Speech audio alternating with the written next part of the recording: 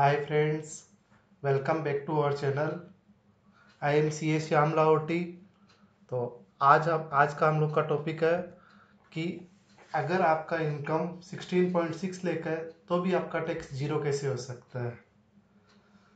आप कहेंगे सर, आपने तो कहा था 12 लाख से ऊपर की इनकम होती है तो आपका टैक्स हो जाएगा।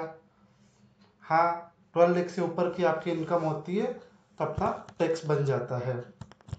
जैसा कि इस बजट के अंदर में अपने देख रहे थे कि भाई 4 लाख से 8 लाख तक की इनकम होती है तो 5%, 8 से 12 होता है तो 10%, 12 टू 16 की इनकम होती है तो 15%, और ऐसे करके अगर 24 लाख से ऊपर की अगर इनकम है तो 30% का टैक्स है।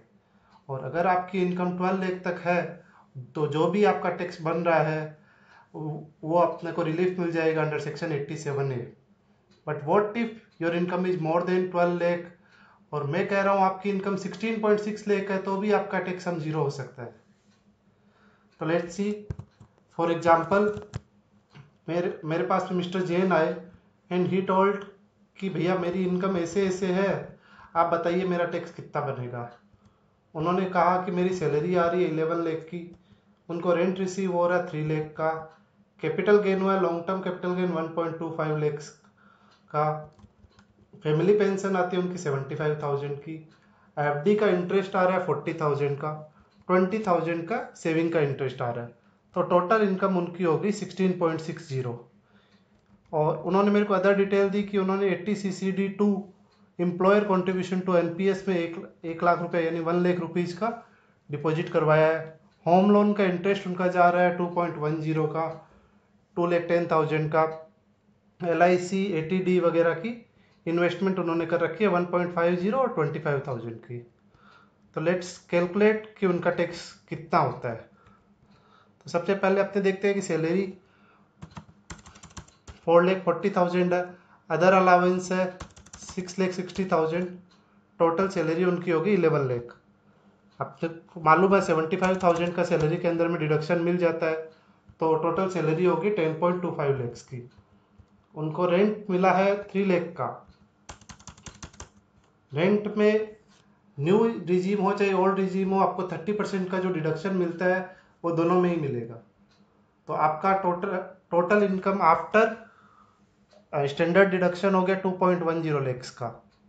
अभी इंटरेस्ट ऑन होम लोन है तो उन्होंने हमको बताया था कि 2,10,000 का वो होम लोन का इंटरेस्ट दे रहे हैं,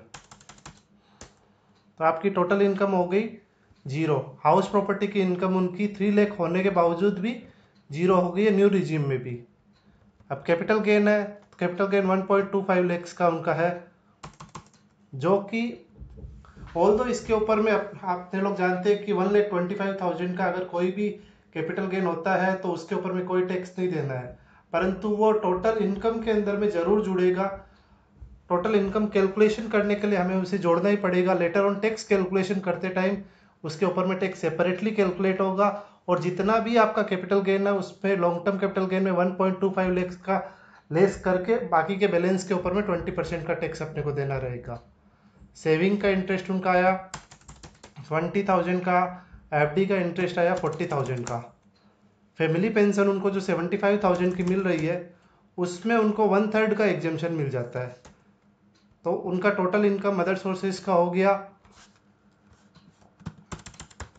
1,10,000 का, तो नेट इनकम उनकी होगी 12,60,000। तो आप कहोगे अभी भी तो उनकी इनकम 12,60,000 हो रही है जो कि मोर देन 12 लाख है, तो इसके ऊपर भी तो टैक्स बन जाना चाहिए। अब कहोगे भैया आपने ये क्या लिख रखा है डिडक्शन, न्यू रिजीम में तो कोई डिडक्शन मिलता ही नहीं है। नहीं भैया, न्यू रिजीम के अंदर में 80CCD2 में अगर contribution of employer to NPS रहता है तो 14% of basic salary you will get a deduction. तो इस केस में अपने देख पा रहे हैं कि मेरी जो बेसिक सैलरी है वो है 4,40,000 और उसका 14% होता है 61,600। ऑल्दो उन्होंने 1 लाख रुपीज डिपॉजिट करा रखे हैं, परंतु मेरा maximum cap of the deduction is 61,600 का है। तो मेरी टोटल इनकम रिड्यूस होकर के हो गई 11,98,400, जो कि मेरी बिलो 12 लाख है। फिर भी चलो इसके ऊपर में अपने टैक्स कैलकुलेट कर लेते हैं। तो इसके ऊपर में मेरा टैक्स बन रहा है 59,840 का, जिसका मेरे को पूरा का पूरा मार्जिनल ये 87A का रिलीफ मिल जाएगा और मेरा टोटल टैक्स बन जाएगा 0। तो इस तरह से अपने लोग ये समझ सकते हैं कि 16,60,000 की अगर कोई इनकम रहती है आपकी, और इस तरह से अगर उसका वेरिएशन रहता है, तो आपका टोटल टैक्स 0 हो जाएगा। इसी तरह की वीडियोस देखने के लिए आप हमारे चैनल को सब्सक्राइब कर सकते हैं, और आपको कोई भी अगर क्वेश्चन हो तो आप कमेंट्स में भी पूछ सकते हैं। व्हाट्सएप का लिंक भी आपको डिस्क्रिप्शन बॉक्स में मिल जाएगा, आप उससे भी जाकर के हमसे डायरेक्टली भी क्वेश्चन पूछ सकते हैं। Thank you.